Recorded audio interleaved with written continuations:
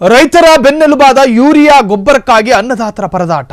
ಗೊಬ್ಬರ ಸಿಗದೆ ಸಿಡಿದೆದ್ದ ರೈತರು ನೂಕು ನುಗ್ಗಲು ಗಲಾಟೆ ಮಾಡಿ ಬೀಗ ಹಾಕಿದ ರೈತರು. ಸಗಣಿ ಗೊಬ್ಬರಕ್ಕಾಗಿದ್ದಿದ್ದರೆ ಆಕಾಶ ನೋಡೋದಕ್ಕೆ ಯಾಕೆ ನೂಕು ನುಗ್ಗಲು ಅಂತ ಕೇಳಬಹುದಾಗಿತ್ತು. ಆದರೆ ಯೂರಿಯಾ ಗೊಬ್ಬರ ಪಾಪ ನೂಕು ನುಗ್ಗಲು ಗಲಾಟೆ ಮಾಡಿ ಬೀಗ ಹಾಕಿದ ರೈತರು. ಯೂರಿಯಾ ಗೊಬ್ಬರ ರೈತರಿಗೆ ಸಿಗಲೇಬೇಕು. ಯೂರಿಯಾ ವಿತರಣಾ ಕೇಂದ್ರಕ್ಕೆ ಬೀಗ ಹಾಕಿದ ರೈತರು. ಹರಪನಹಳ್ಳಿ ತಾಲೂಕಿನ ಹಲವಾಗಲು ಗ್ರಾಮದಲ್ಲಿ ಈ ಘಟನೆ ಸಂಭವಿಸಿದೆ. ನಮಗೆ ಯೂರಿಯಾ ಸಮಯಕ್ಕೆ ಸರಿಯಾಗಿ ನೀಡಿ, ರೈತರ ಆಕ್ರೋಶ. ಹೂವಿನ ಹಡಗಲಿಯ ಕುರುವತ್ತಿ ಸೊಸೈಟಿಯಲ್ಲೂ ಇದೇ ಪರಿಸ್ಥಿತಿ. ಯೂರಿಯಾ ಗೊಬ್ಬರಕ್ಕಾಗಿ ಅನ್ನದಾತರ ಪರದಾಟ. ಈ ಯೂರಿಯಾ ವಿತರಣೆ ಏನು ಮಾಡುತ್ತೋ ಕೇಂದ್ರ, ಆ ಕೇಂದ್ರದಲ್ಲಿ ಒಂದು ಡೇಟಾ ಇರುತ್ತೆ ಅವ್ರ ಕೈಯಲ್ಲಿ. ಆ ಗ್ರಾಮದಲ್ಲಿ ಎಷ್ಟು ರೈತರುಗಳಿದ್ದಾರೆ, ಎಷ್ಟು ರೈತರಿಗೆ ಎಷ್ಟು ಯೂರಿಯಾ ಕೊಡಬೇಕು ಮೊದಲೇ ವ್ಯವಸ್ಥಿತವಾಗಿ ಬರೆಯಲಾಗಿರುತ್ತೆ. ಅಂಕಿಅಂಶ ಅವ್ರ ಕೈಯಲ್ಲೇ ಇರುತ್ತೆ.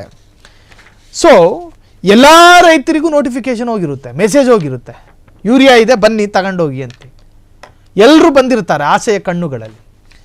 ಈಗ ಸುಡು ಬಿಸಿಲಲ್ಲಿ ನೀರು ಕೊಟ್ಟಾಗ ಎಷ್ಟು ಖುಷಿ ಆಗುತ್ತೋ ಹಾಗೆ ರೈತರಿಗೆ ಯೂರಿಯಾ ಗೊಬ್ಬರ ಕೊಟ್ಟಾಗ ಖುಷಿ ಆಗುತ್ತೆ. ತಮ್ಮ ಬೆಳೆಗಳಿಗೆ ಅತ್ಯಗತ್ಯ ಮೂಲಭೂತವಾಗಿ ಇರಲೇಬೇಕಾದ ಗೊಬ್ಬರ ಅದು. ಅದನ್ನು ಕೊಡ್ತೀವಿ ಅಂತ ಹೇಳಿ ಮೆಸೇಜ್ ಹಾಕಿರ್ತಾರೆ.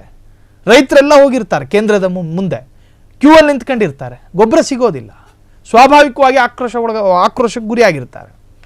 ಸೊ ಅದೇ ತರಹ ನೋಡಿ, ಕಂಟ್ರೋಲ್ ಮಾಡಲಾಗದೆ ಬೀಗ ಹಾಕಿದ ರೈತರು, ಅಂದರೆ ನೂಕು ನುಗ್ಗಲು ಗಲಾಟೆ ಮಾಡಿ ಬೀಗ ಹಾಕಿದ ರೈತರು. ಯೂರಿಯಾ ವಿತರಣಾ ಕೇಂದ್ರಕ್ಕೆ ಬೀಗ ಹಾಕಿದ ರೈತರು. ಹರಪನಹಳ್ಳಿ ತಾಲೂಕಿನ ಹಲವಾಗಲು ಗ್ರಾಮದಲ್ಲಿ ಘಟನೆ. ಕೃಷಿ ಮಂತ್ರಿಗಳು ಈ ಉತ್ತರ ಕೊಡಬೇಕು. ನಮಗೆ ಯೂರಿಯಾ ಸಮಯಕ್ಕೆ ಸರಿಯಾಗಿ ನೀಡಿ. ರೈತರ ಪಟ್ಟು. ಹೂವಿನ ಹಡಗಲಿಯ ಕುರುವತ್ತು ಸೊಸೈಟಿಯಲ್ಲೂ ಕೂಡ ಇದೇ ಪರಿಸ್ಥಿತಿ. ಆ ಸೊಸೈಟಿ ಅಂತಲ್ಲ, ಎಲ್ಲ ಸೊಸೈಟಿಗಳಲ್ಲೂ ಯೂರಿಯಾ ಕೇಂದ್ರಗಳಲ್ಲಿ ಇದೇ ತರಹದ ಪರಿಸ್ಥಿತಿಗಳು. ತನ್ನ ಸಾಮರ್ಥ್ಯಗಳನ್ನು ತಿಳ್ಕೊಳ್ಳಲ್ಲ. ಎಲ್ಲ ರೈತರಿಗೂ ಮಾಹಿತಿ ಅಲ್ಲಿ ಬೇಡ, ನೀವು ಮಾಹಿತಿ ಕೊಡೋದೇ ಬೇಡ. ಯೂರಿಯಾಕ್ಕಾಗಿ ರೈತರು ಬಂದೇ ಬರ್ತಾರೆ. ಆ ಪರಿಜ್ಞಾನ ಇಟ್ಕೋಬೇಕಲ್ಲ, ಎಷ್ಟು ಯೂರಿಯಾಗಳಿದ್ದಾವೆ, ಎಷ್ಟು ರೈತರಿಗೆ ಎಷ್ಟೆಷ್ಟು ಹಂಚಬೇಕು. ಸೊ ಈ ಪರಿಸ್ಥಿತಿಯಲ್ಲಿ ಅಲ್ಲಿನ ಹರಪನಹಳ್ಳಿಯ ಗ್ರಾಮ ಇದೆ. ಸೊ ರೈತರು ಪಾಪ ಸಾಲುಗಟ್ಟಿ ಕ್ಯೂ ಅಲ್ಲಿ ನಿಂತ್ಕೊಂಡಿದ್ದಾರೆ.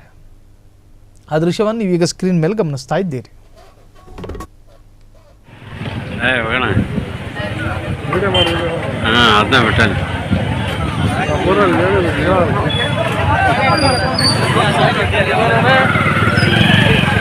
ಈಗ ಗೊಬ್ಬರ ಸಮಸ್ಯೆ ಆಗಿರೋದ್ರಿಂದ ನಾವು ಶಾಂತಿ ರೀತಿಯಲ್ಲಿ ಪ್ರತಿಭಟನೆ ಮಾಡ್ತಾ ಇದ್ದೀವಿ.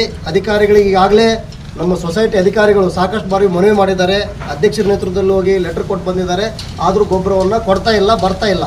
ಹಾಗಾಗಿ ನಾವೆಲ್ಲ ಶಾಂತಿ ರೀತಿಯಿಂದ ಪ್ರತಿಭಟನೆ ಮಾಡೋಣ. ಈ ನಮ್ಮ ರೈತರ ಪ್ರತಿಭಟನೆಯನ್ನು ಉದ್ದೇಶಿಸಿ ನಮ್ಮ ರೈತ ಮುಖಂಡರಾದ ರಮೇಶ್ ಅಣ್ಣನವರು ಮಾತಾಡಬೇಕು.